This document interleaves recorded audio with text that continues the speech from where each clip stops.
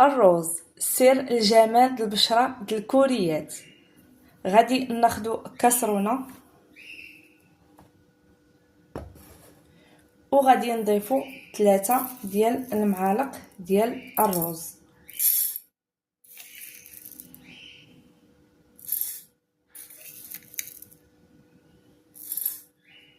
وغادي نضيفو تقريبا كاس ديال الماء،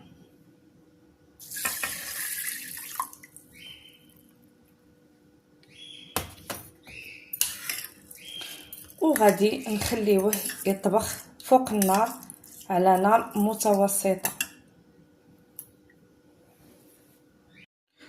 ونديروه فوق البوطه يطبخ على نار متوسطه حتى تطلع فيه الغليه.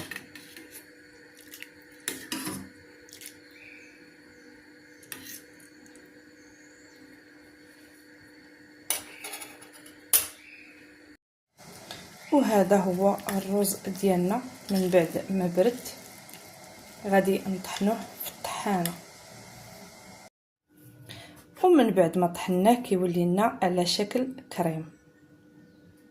كريم الروز اللي كيعطي نضاره وتبييض طبيعيه للبشره وكيحارب التجاعيد المبكره. وغادي ناخذ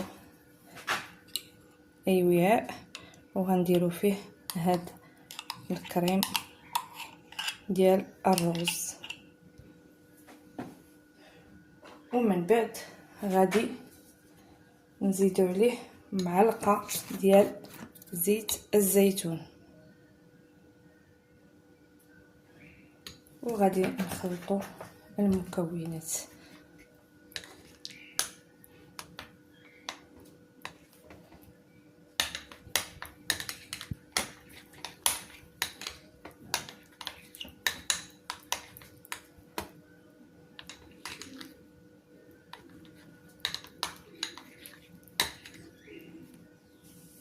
ومن بعد غادي نزيدو معلقه ديال الكوك، زيت الكوك،